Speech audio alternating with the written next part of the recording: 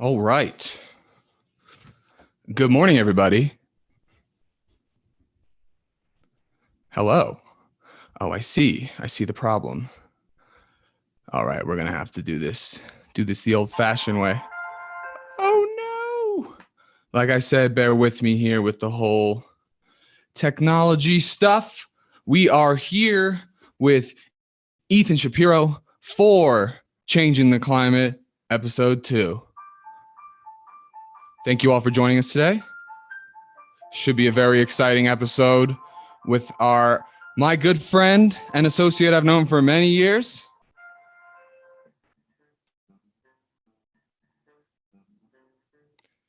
Mr. Bailey James Canning. Now, Bailey should be joining us in just one moment, but if you're here now, thank you for joining us. It's an absolute pleasure to have you. Again, my name is Ethan Shapiro. I am the host of Changing the Climate, and I am the climate change realtor, the only realtor in America who donates 50% of its profits to fight climate change. So we are going to be having an awesome show today, and it looks like Mr. Bailey James Canning, founder of Inbound Web Development, is joining us right now. Let's see. Can Bailey turn his camera on? And Bailey is here. Bailey James Canning, thank you so much for joining us today on Changing the Climate. Are you all good with audio and video? Yeah, I think so, man. Thanks for having me. Really, really appreciate it. Oh, my pleasure, man. And just so you guys know, last Saturday, I was on Bailey's Business Talks podcast. So you might see some overlap if you watch both of those, but we had a really great time. I imagine, was that probably the longest conversation you'd had on that show thus far? Yeah, so far I've done like 4 interviews, and I got to say that was probably the longest one. I don't know how much time it was, but It's probably around an hour, I would say. Yeah. I can chat, as you guys can tell. But anyways, yeah, working on the intro, the technology, but we are here and we are live this week. Thank you guys so much for tuning in. I'm here in my Coldwell Banker of Boulder studio in lovely Boulder, Colorado with Bailey James Canning. And Bailey, do you want to just give us a little background about who you are? I know me and you have been very close for quite a few years. Just want to give a little background to anyone who doesn't know us, or maybe they know us a little bit. Yeah, so I guess 22-year-old living in Ringwood, New Jersey. Me and Ethan grew up in the same town. I went to Ramapo College in New Jersey, graduated with a marketing degree. So ever since I've been working in the advertising industry, I worked in like New York City for a year. But now I work at an agency in New Jersey. And then on the side, I have like my own like web design freelance company called Inbound Web Development. And so far, both the full-time job and the side gig, I guess you would say, are going pretty well. Of course they are. Glad to hear it. So I love to throw it back to Bailey and I first met in, I want to say 2011, maybe. No, so that we graduated. So Bailey and I probably first met in 2009. We became friends in 2010. We in 7th grade, we were both little dudes. We used to like to come into school wearing college shirts every single day.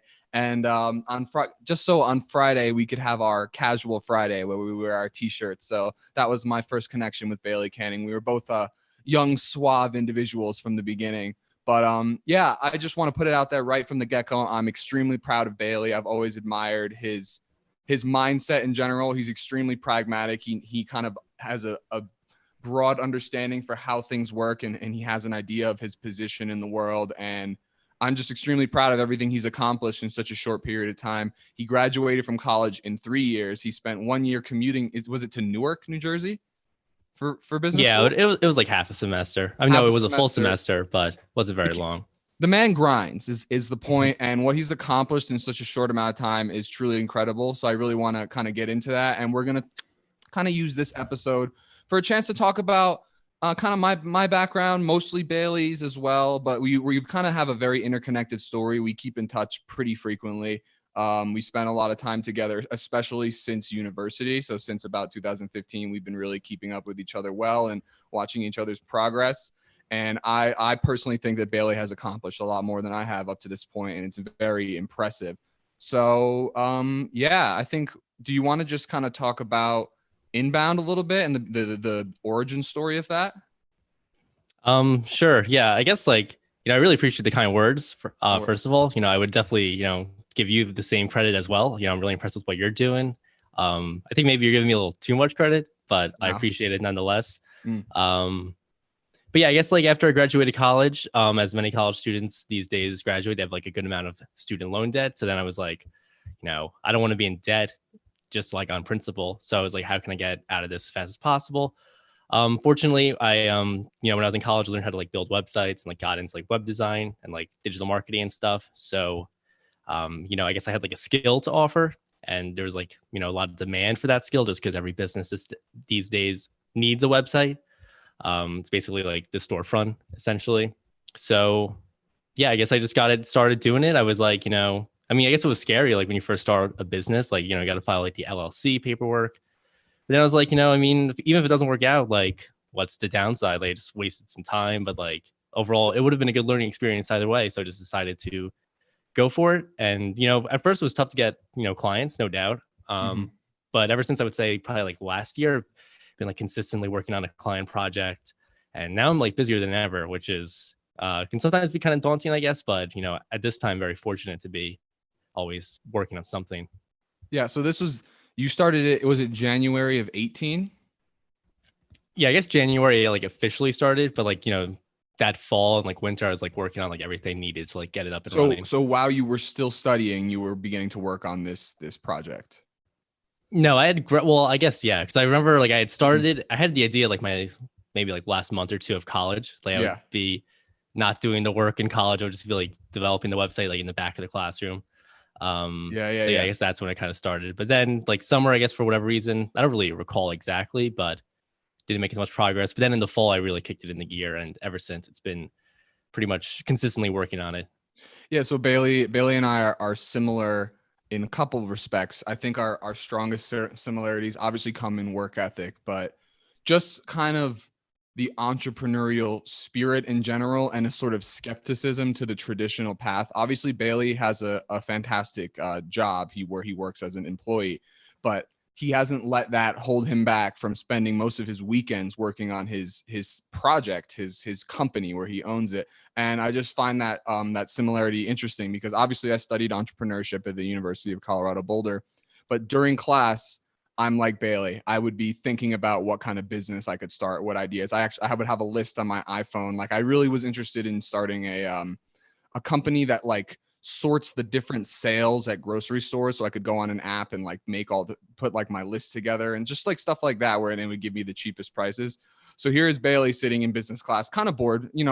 We both agree that you can't really learn how to run a business in a classroom. You need to be hands-on and actually really just do it to learn. And we'll get into the whole college talk later more. But yeah, it's cool. It's cool to hear that someone who doesn't just kind of take the A, B, C, D, E, F. He's thinking about Z and W and W squared and trying to figure out kind of how he can take what the knowledge that he has and the experience he has and kind of make something of himself for his own journey. So that's really cool. So do you want to tell us about where you work as an employee currently? Yeah, sure. So I work at the company ad agency called DSM, located in Mahwah, New Jersey. Yeah. It's a really cool digital marketing agency. We have a lot of awesome clients. And I'm basically my title there is the website marketing coordinator, but basically I do all like the web design work for clients and like develop all the new websites. That's generally like kind of like the pillar of all the marketing strategies we're running for them.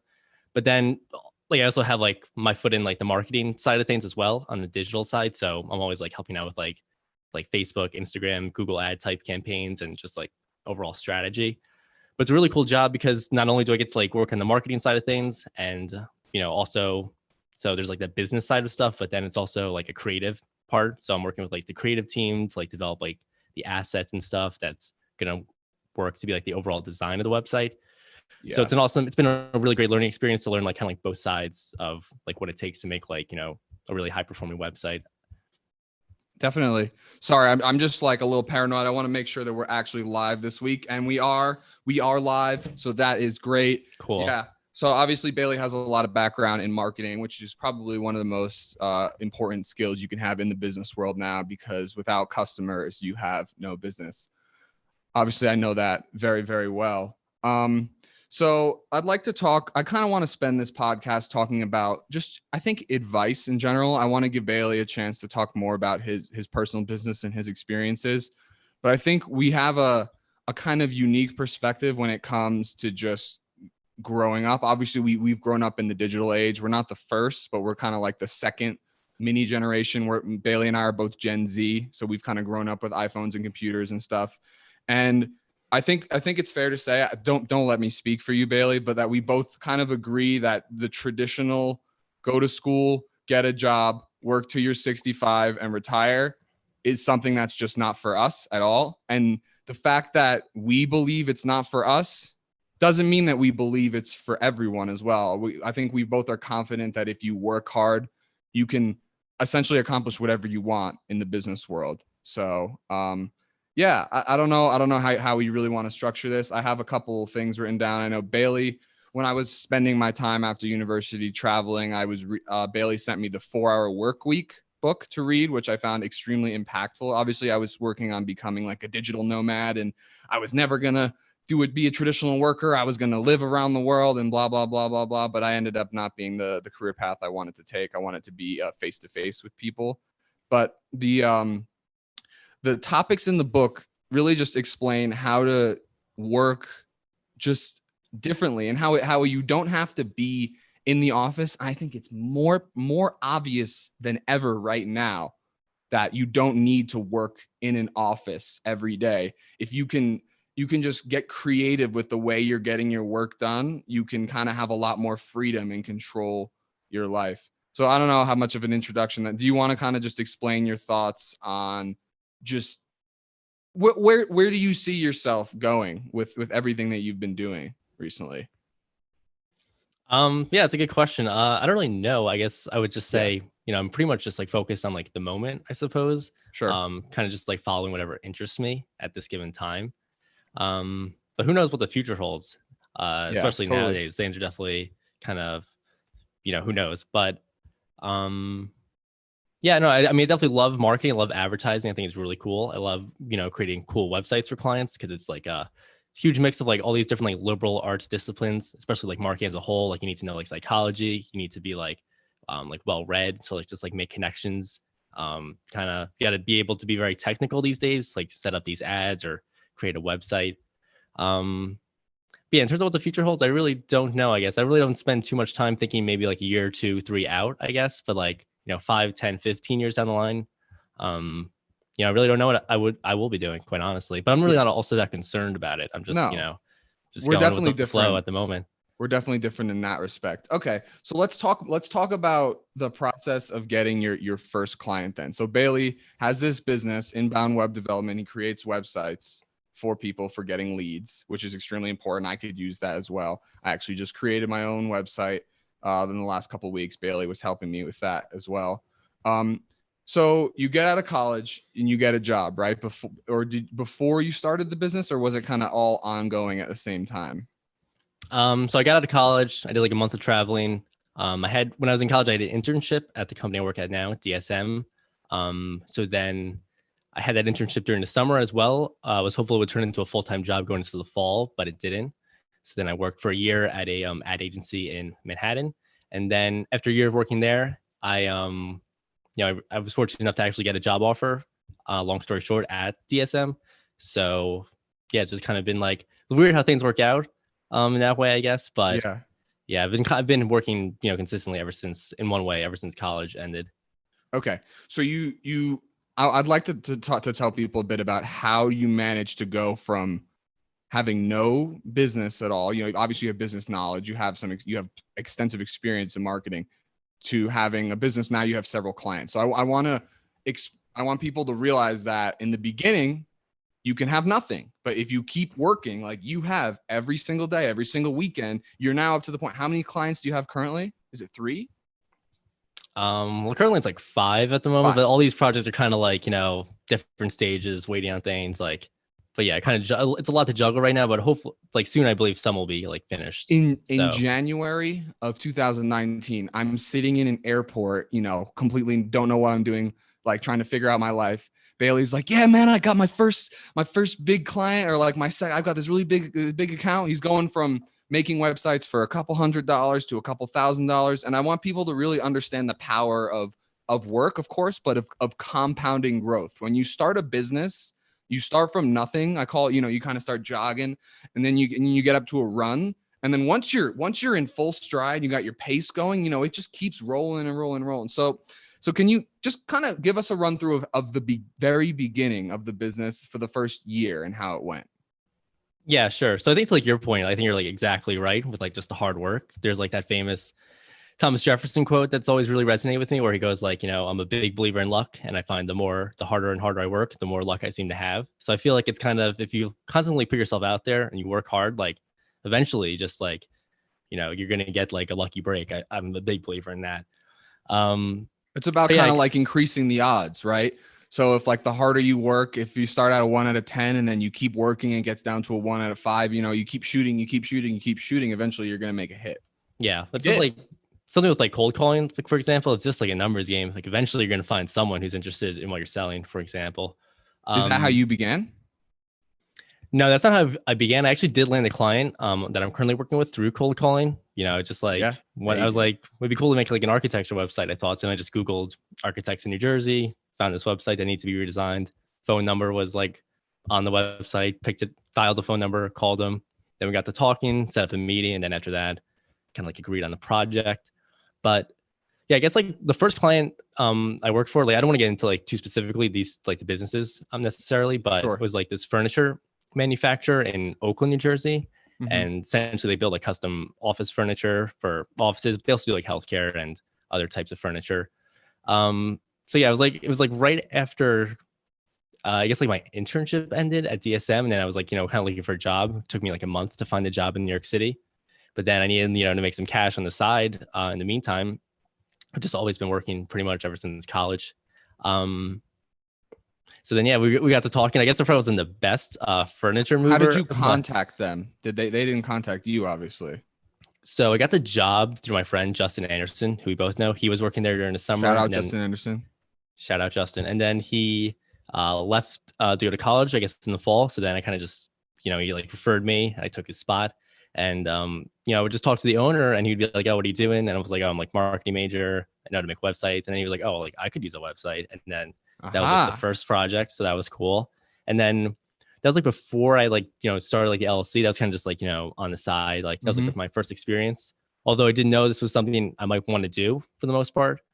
So that worked out. So then after that, I was like, all right, I think this is like totally viable because I did have like some experience at that point, working for like a client by myself. So then I created the, like the website, made like Facebook, and then, launched the business, I guess. Then, of course, you like promoted it on like Facebook. And then funny enough, the second client I got was for like this like mental health billing company and located in like Bergen County, New Jersey. And the owner is like a friend of my mom's. And like my mom just like shared the Facebook post I made when I first created the business. And then my mom's friend just like commented and was like, oh, like maybe you can help me out. So then that's how I got that project. And yeah. So this just goes to show that the key is for getting started, you really need to rely on your sphere of influence. So obviously with real estate, it's all about building relationships with people and networking to get your first client. So they really say one of the first things they say when you get started in real estate is contact everyone you know and let them know you're in real estate. So your mom shared a post on Facebook, got you your second client. Anyways, yeah.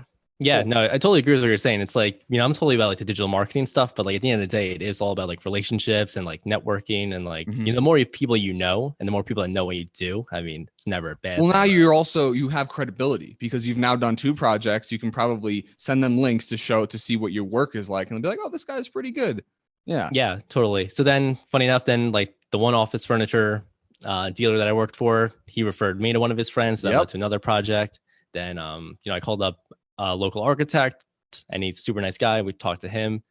Then, so I'm working on that website now. It's pretty much done, but then he already told me like he might have another referral for me. So it's just like, because these business people that you work for know other business people who might need a website. They do. And if they're one of their business friends comes to them, it's like, yo, I love your website. How'd you like make it? And you're like, oh, like this kid made it for me.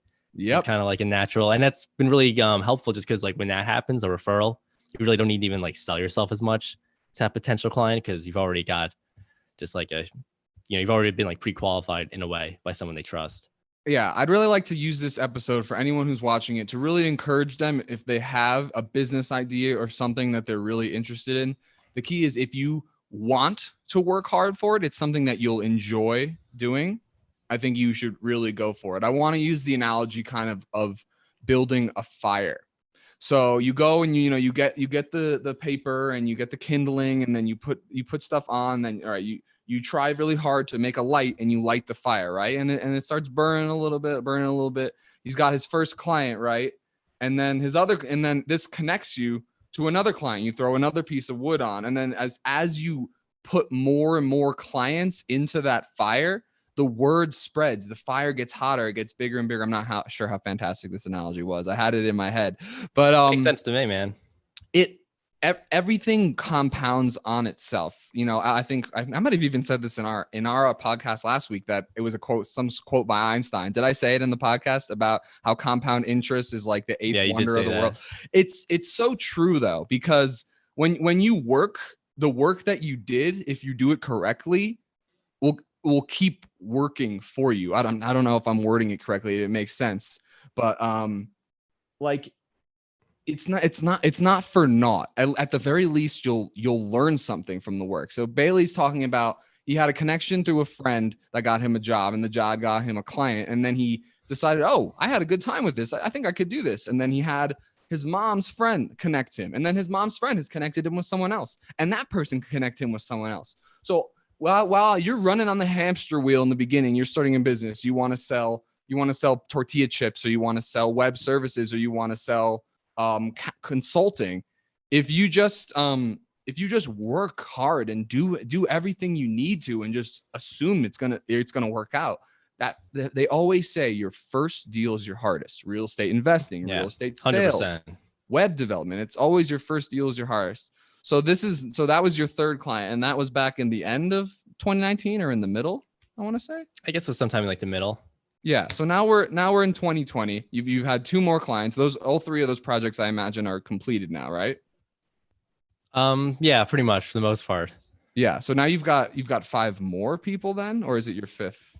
You kind of have a bunch of stuff going on. I guess it's just like a bunch of stuff going on. But like, for example, helping my cousin who owns an architecture firm in San Diego, but like this week, help him set up like some Google and Facebook ads, and created like a lead magnet, which is like a free offer.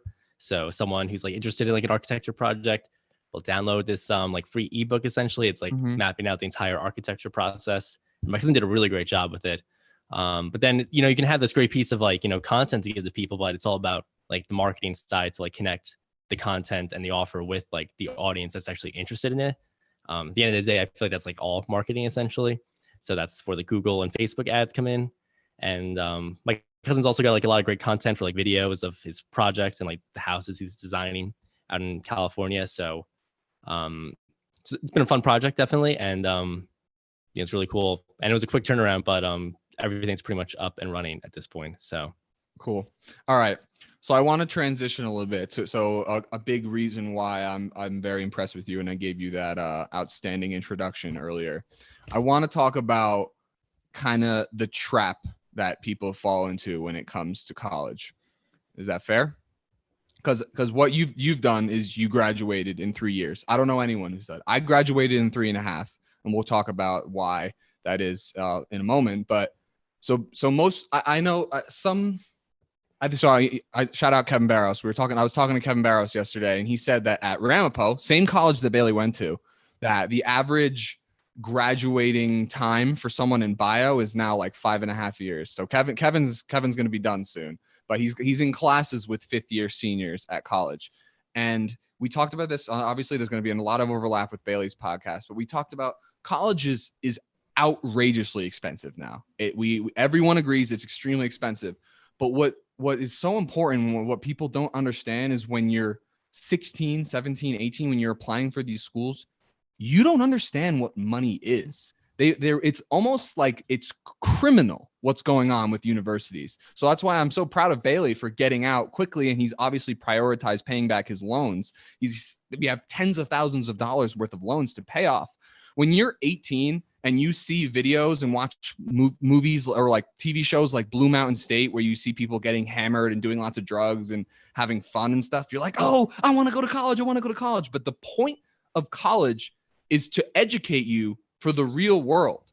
But we're not we're not at least this is just an opinion, obviously. The value that we're receiving from university, I don't think equates equally to the amount we're spending. If you think about it with the return on investment, if you're putting in, for example, $200,000 to go to the University of Colorado Boulder, what's your return on investment? Are you getting $200,000 back in the first 5 years? So I think something I did well, something Bailey did even better, is looking at, it's called the degree audit at CU. I'm not sure, is it called the same thing at Ramapo? Well, what's the degree audit? So this is a program that tells you what classes you need to take, how many credits you need to graduate. I think we need to teach people how to use this, because, and you need to also, another thing, you need to go into the guidance counselor's office and argue with them. And they say, oh, that class is not offered this semester. You say, I don't care. I'm not paying an extra $30,000 next semester to take one class, and then I'm going to mess around in a lab or a literature course that I don't need to take. People need to realize, I know I've gone, sorry, I'm going off on a little rant here. That's all good, man. I'm enjoying it. Yeah, I mean, just because Bailey's such a great example. He did it in 3 years. He switched schools. He went to a really hard business school, and then he went back to Ramapo, and he finished it up. Did you finish early because you went to the Newark school, or is it unrelated? So I guess like looking back now, like the big reason why is I went into college already like a semester ahead, just because of like so many AP credits from high school. So that was helpful. Yeah, I guess actually I think like the Rutgers experience actually like not all my credits transferred over, so that actually kind of like I think I still would have been able to graduate the same amount of time, but like my last semester, if I hadn't done that, I probably wouldn't have had to take as many classes. Like I would just always like overload on classes. And at Ramapo it was easier, I got to admit, because they run on a 4-credit system, not like a 3-credit system like most classes. So I guess time wise it's all the same, because each credit is supposed to be like X amount of time per like week in a class, I believe. But yeah, so it was just easier to take like 5 classes, 20 credits, a semester, as opposed to, normally a student would have to take like 5 classes anyway, just as like standard at a 3-credit school. So the system was a little helpful, but I would always, overload on classes each semester. I would be taking summer and like winter classes. So I did similar. There's always like a quick turnaround.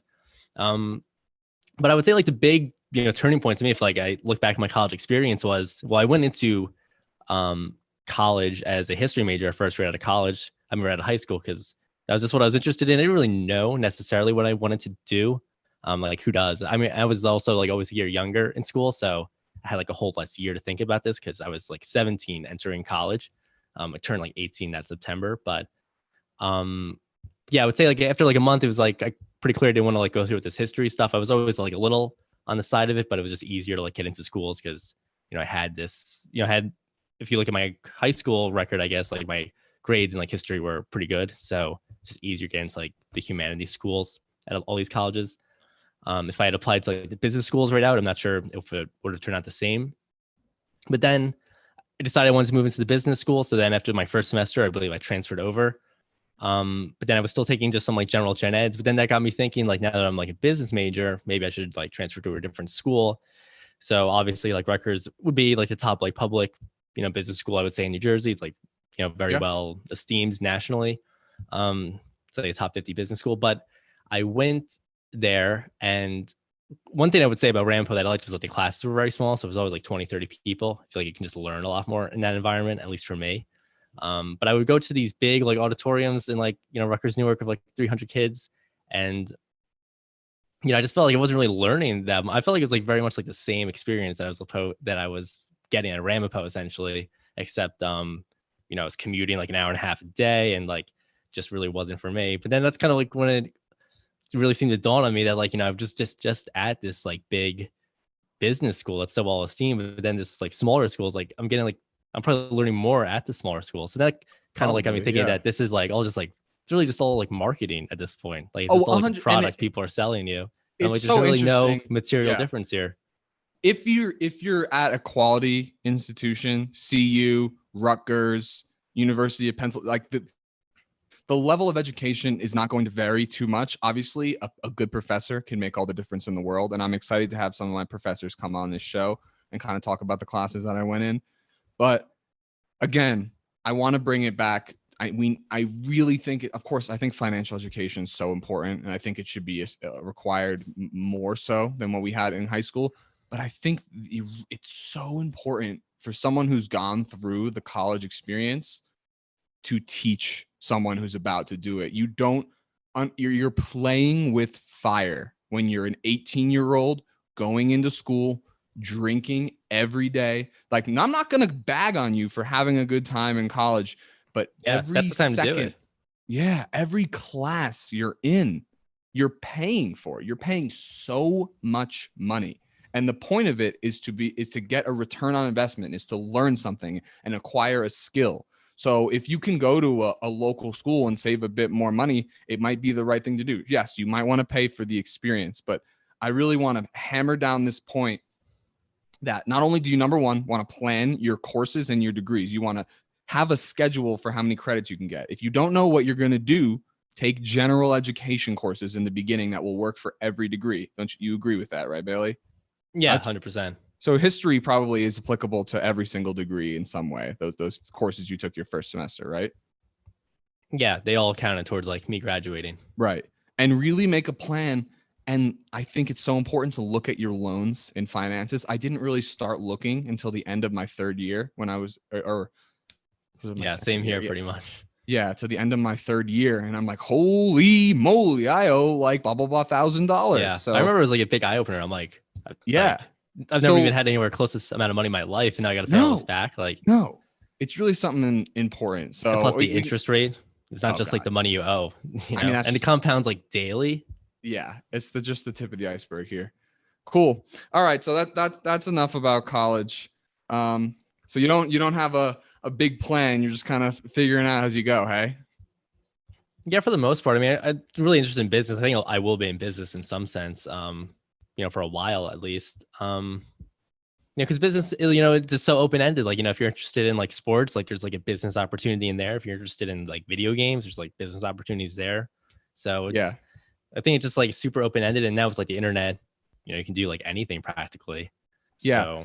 So when it comes to changing the climate, what I want to highlight about Bailey is that he has gone through. He went to school. He went to college. Obviously he's a little bit faster. He's a sharp guy. He figured his stuff out.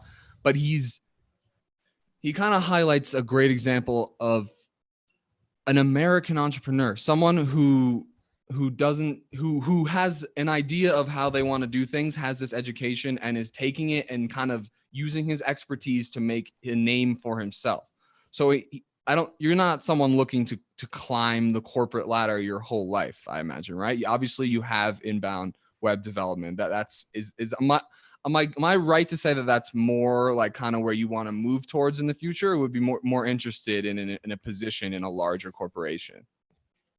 Yeah, I would say I would definitely. I mean, I'll be open to both, honestly. You know, because I think that's cool. If you could work at a higher up position, like a cool startup, maybe that'd be cool. Like, I mean, if you could have gotten like a chief marketing officer role at like, you know, just like name it like any startup, like at like Under Armour, for example, when it was first coming up, like that would be cool. Or like, you know, PlayStation, for example. So those would be cool jobs. And it's tough to, you know, I feel like with the entrepreneurship stuff, you can like totally do whatever like you want and like make a living for yourself and like, you know, make money and like maybe even like be on your own and like keep it lean if that's what you want. But I feel like at the same time, if you really want to, you can also, if you want to be a bit like a part of something like bigger and like different and like something that like maybe you believe can change the world, like sometimes like the only way to do that is to, you know, be in a big company, for example.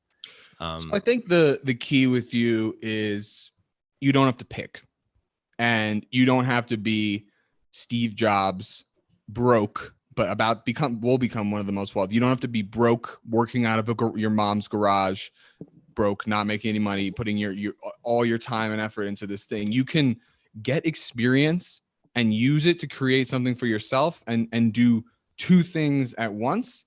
And if you scrap while you're young, like you're doing, you work 40 hours a week, right? Am I correct?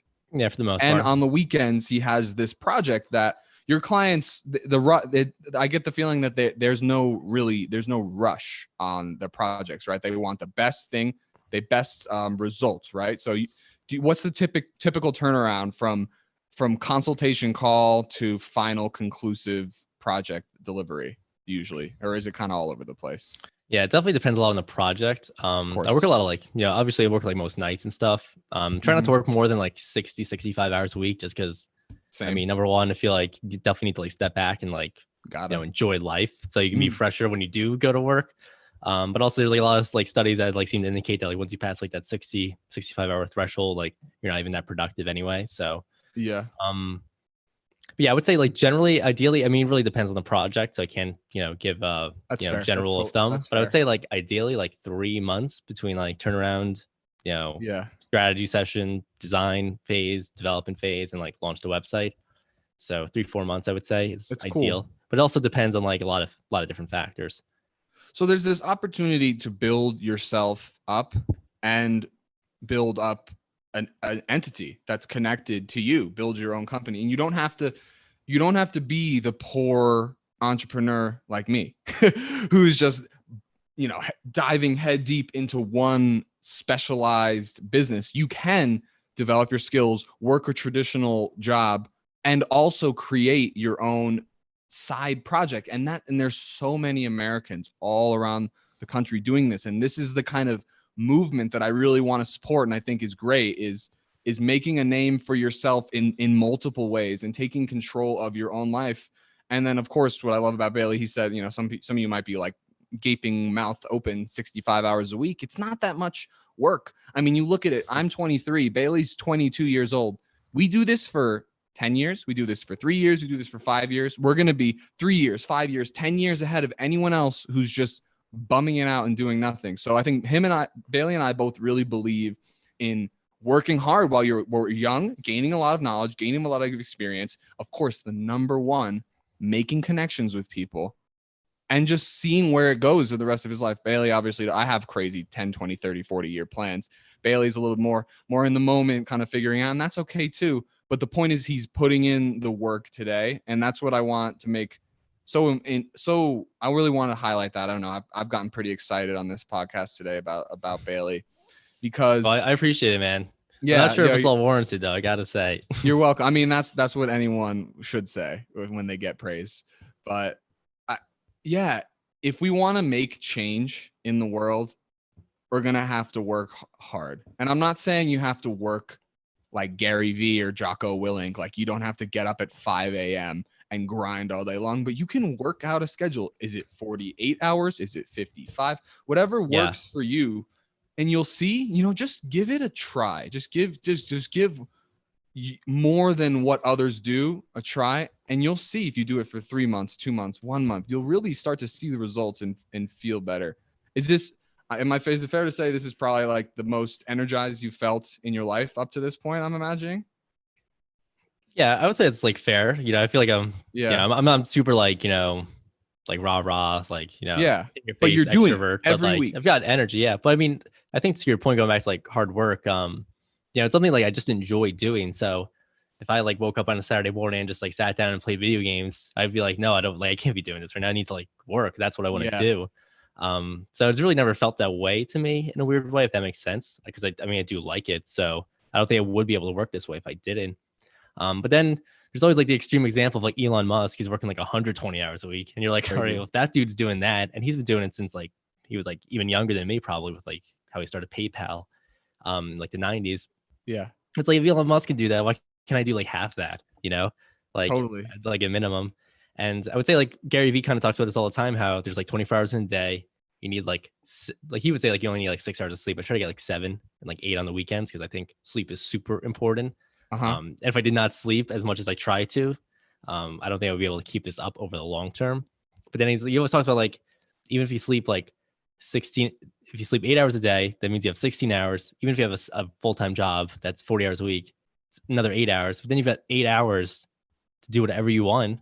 Mm-hmm. And like, it's up to you if you want to spend that time productively or if you want to spend that time just like hanging out with your friends. I don't think there's a right or wrong answer for anyone because I think overall the goal is just to be happy with what you're doing. So if like, I mean, if you want to play video games for like 3 hours, like go ahead if that makes you happy. Like, sure, Yeah, that's awesome.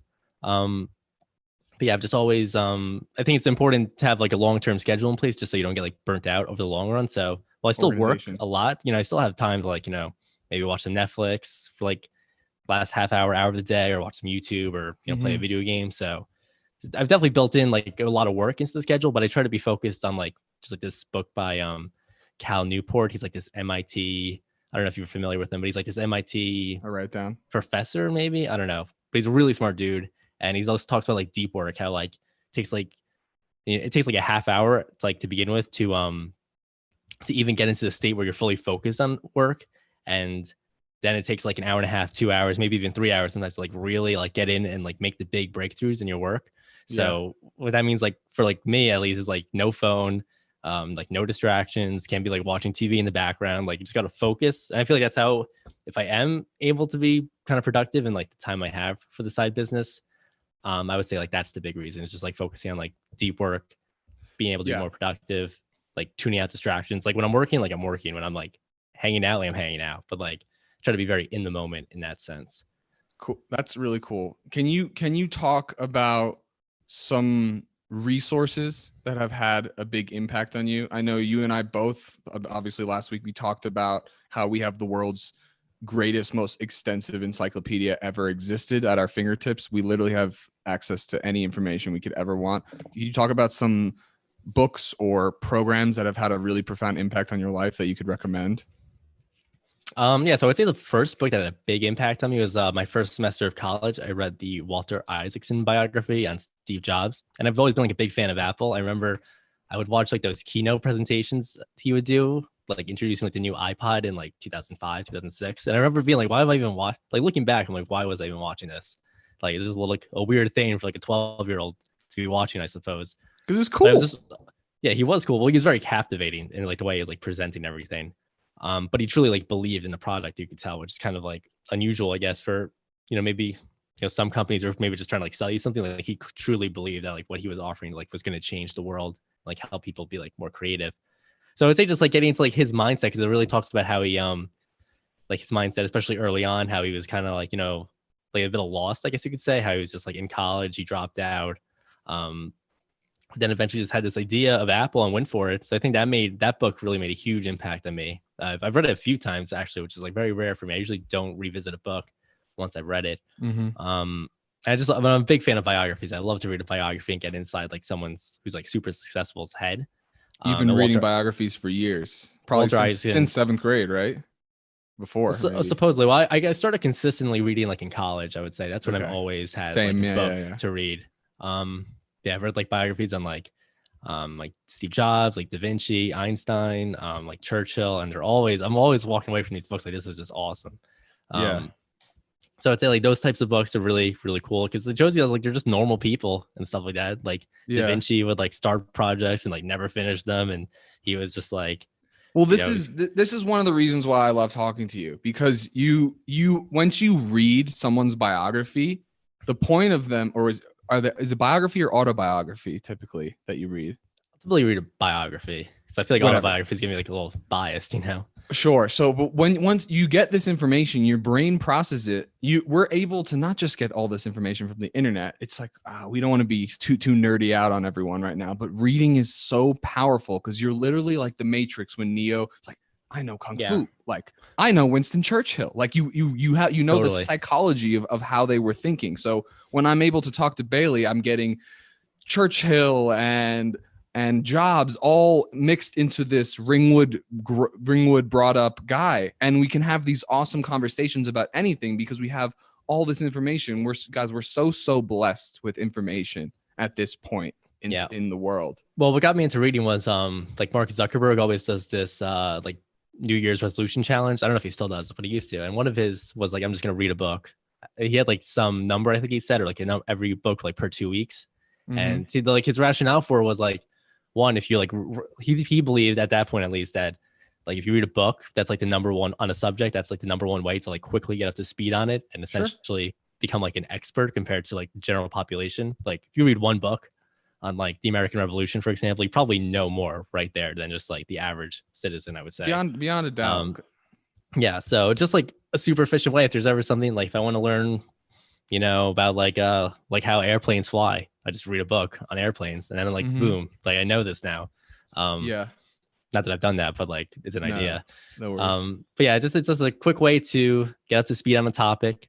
It is a quick way that people don't realize. It does take effort, but we're talking about 2 to 3 weeks later, you know more than 99% of people. Like, how would you like to know more than 99% of people about how to lift weights, how to make friends, how to start a business? Like, it's the resources are there. You just have to put in. Again, it comes back to just putting in the work. It's not going to take that long, guys. And the internet's great. Don't get me wrong. I mean, I love the internet. Oh, yeah. But like, still, a book is going to give you more than just like reading like 10, 15 different articles on the same topic, I believe. So yeah, I'm a big fan of reading. I find it relaxing. I have a Kindle, and that's been a huge help just because like the backlit. You don't find it relaxing? I like to. Yes and no. I read at the end of the day. Work. That's like my wind down. It's like, still work. Read a book. I think we all know what I find most relaxing. It depends what kind of book you're reading. Some books like are pretty complex where I gotta like really think about it. Some books are just more like general, to like chill out and read.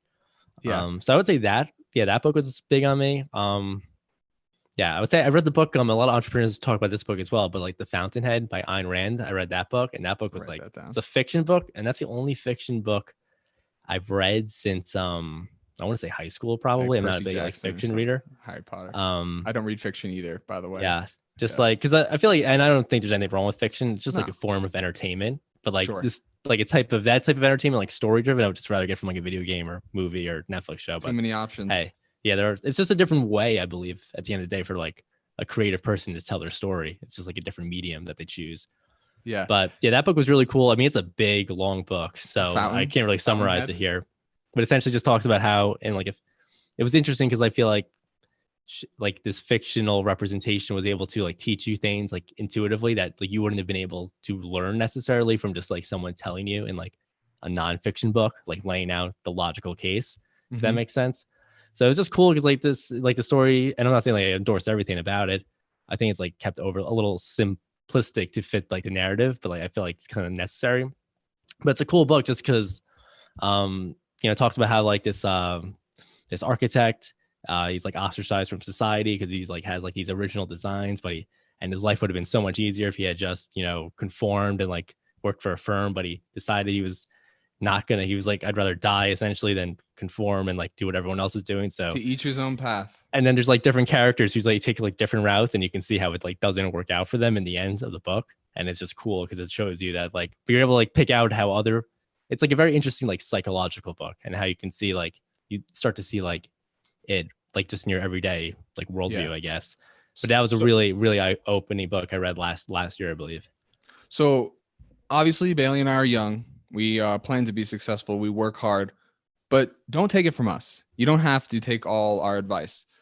I'm currently reading Principles of Life and Work by Ray Dalio. Yeah, that's on my list now after you told me about it. Yeah, oh, you're going to love it. And I cannot recommend this book enough. All right, takeaway. I might just make this a clip right now, just like of the podcast.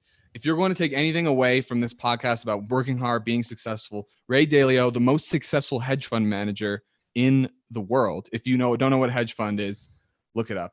I don't really know too much what hedge fund is either. I get it. They've got a lot of money. Yeah, they make money. They manage money. He's the most successful hedge fund manager in the world, and he has gone through. He's now reached his 70s, and he's retired from managing the company. And what he's doing is he's teaching people how to be successful. Sure, there's Tony Robbins, there's Tim Ferry, there's lots of coaches and gurus and stuff, and Gary Vee we talked about, Jocko, there's people who will teach you to be successful. This book, Ray has created principles, meaning do this to get this, or you should do this if you want this. He's written it down extremely plain English, easy to understand. And the whole book's like 800 pages.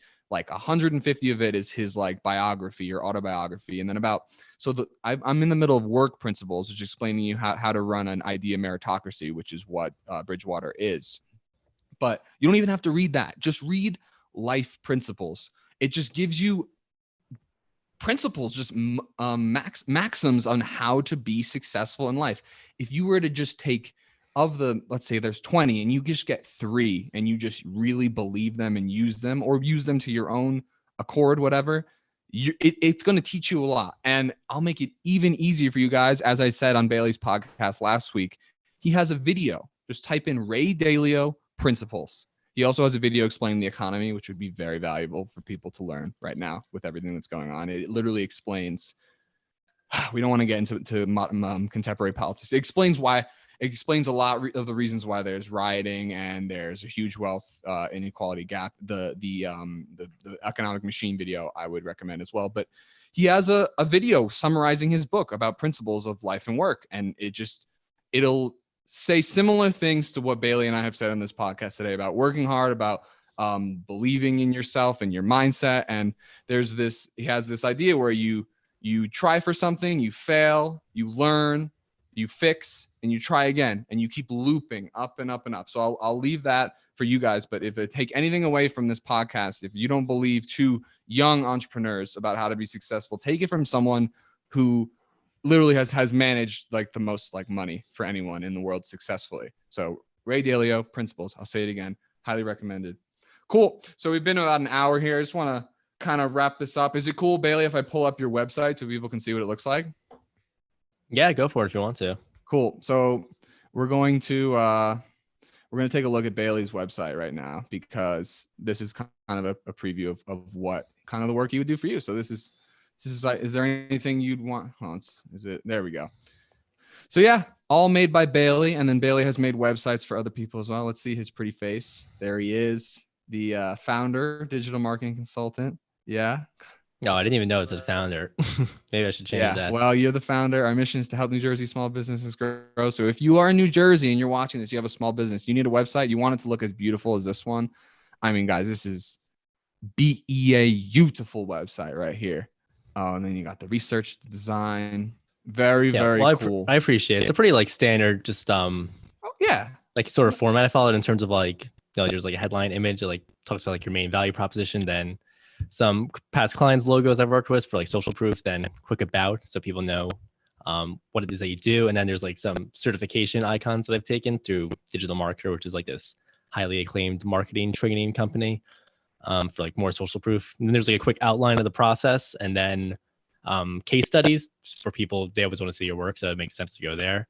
And then see, I don't know why that's happening. It's just because I'm on Zoom. Okay, well. And then there's like some testimonials of past clients, and then CTA, call to action for people to get in touch with you. I mean, it's like pretty, I feel like a lot of like websites, like I just try to make it like as simple as possible for the most part. So like this page like outlines like process, for example, because people are always asking like, what's the process? They want to be like, they want to first become like educated on the process before going ahead and creating this, like, starting a project for themselves. Very cool. Then, like, this is the kind of quality you can expect from Inbound. As you can see, its website, you wouldn't expect anything worse for your own personal website. Obviously, you guys can tell Bailey's a very relaxed, intelligent individual. He's willing to work hard. He'll create something cool for you if you need it. And Bailey is helping me with, there we go, SEO is what I was about to say, with search engine optimization and just getting inbound leads in general. Obviously, in real estate, I need as many leads as I can possibly handle. So it's great to have some advice from Bailey. That is his website. That is very cool. I'm going to stop the screen share. Cool. So yeah, I think that's pretty good for today. I think I definitely wanted to just talk about just working hard and kind of forging your own path. Is there any advice you'd give? I guess we've talked a lot about someone coming right out of high school. Is there any advice you'd give for someone who's in the workforce right now? Things are weird. Obviously, I brought up the 4-hour work week a little bit, and it's now more prevalent than ever that you can work from home and get your work done. So any advice you'd give to someone who's in our position right now, or someone who just graduated from university? Well, if you just graduate, I feel like there's no, like, what would be stopping you necessarily from like starting your own thing? I mean, even if it doesn't work out, you're going to learn something. Live at home. And and you'd rather, if I'm going to strike out, I would rather go down swinging than not taking a swing, if you know what I mean. Yeah, hell yeah. So it's like for like a baseball analogy, but I mean, life's short. I mean, even if you live to 100 years, it's not a long time in like the grand scheme of like the universe. So, I mean, I don't know. I just feel I think like even Steve Jobs talks about this, is like one day you're going to be on like your deathbed, and it's like, what do you want to, like, you're going to, like, it seems like, and especially when you look at like interviews from like older people in like nursing homes and stuff who talk about like, if you're like Google articles, like this 100-year-old person's like advice for life, everyone's talking about like their regrets if they're not happy for the most part. And The everyone's biggest talking about one. like, oh, I'm so happy I worked an extra 30 hours a week so I could make an extra like 50K, and then but then I never saw my family. So, but you know what I I mean? It's like I feel find like it's different for everyone. I feel like you just gotta figure out what's important for you. You gotta make sure you can do whatever you have to make sure you're happy. And you gotta just listen to yourself, and you know, I would just tune out the noise from like society. I mean, it's really kind of just like an illusion at the end of the day. Mhm. And just like do what makes you happy. And you know, if you're happy with yourself, I mean, that's all that matters really at the end of the day. 100%. So that would be my advice. I mean, just I wouldn't take anyone's opinion too seriously. Just do you. And Including I us. think, yeah, including me. Don't take what I'm saying that seriously. Yeah. And I think you're gonna be happy at the end of the day. It generally seems like you kind of getting back to how this all started. The more you work, it generally seems to work out Oh for yeah. the most part. There's no question Yeah. about that. The biggest piece of advice I've heard from someone who's older is, as far as regret goes, is you'll regret more what you didn't do than what you did do. Like if you see that girl or that guy over there and you're so nervous you can't go talk to them, you'll regret more not talking to them than going up and getting rejected, because everything you do in life is a learning experience, and you'll take that and take it to the next adventure. And it's so Yeah. important to realize that life is a never-ending journey of learning and growing, but it's also should be a journey of enjoying what you do. So if working 65 hours a week is going to make you hate your life, we're not telling you should do it. What we're just saying is that it can be fun. It can be fulfilling. You can build something that you'll be really proud of, and you could build yourself. And that's kind of the most important thing is that we're both really big about building ourselves up and enjoying the ride as well, I think.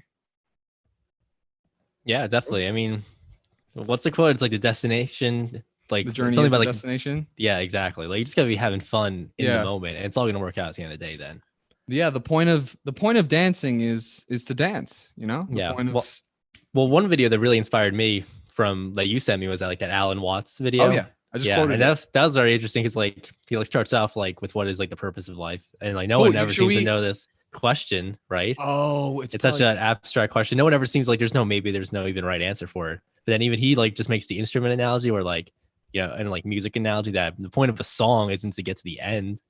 You yeah. know, like it just makes so much sense. Like the point is just to play it in the moment. Can we?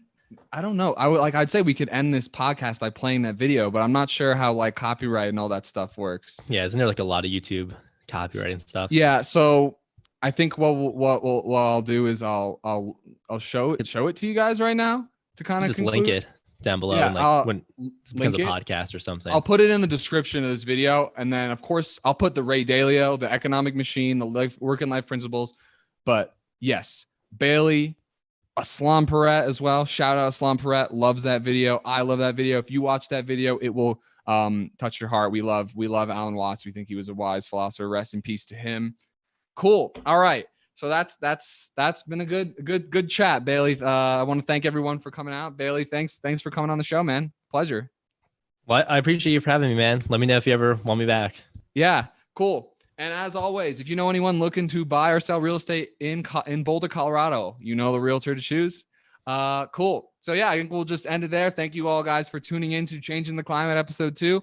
Be expecting some cool guests coming up. We're going to be having the founder of 350 Colorado come on, a couple local university people coming on soon. We're going to be talking more about this week's episode was, I think, a much more personalized episode. Bailey's a good friend of mine for many, many years. We keep up pretty much on a weekly basis. As you guys can tell, we're both in a similar position. Bailey, we're going to hold him accountable. Bailey's going to be moving out to Colorado as soon as possible, hopefully.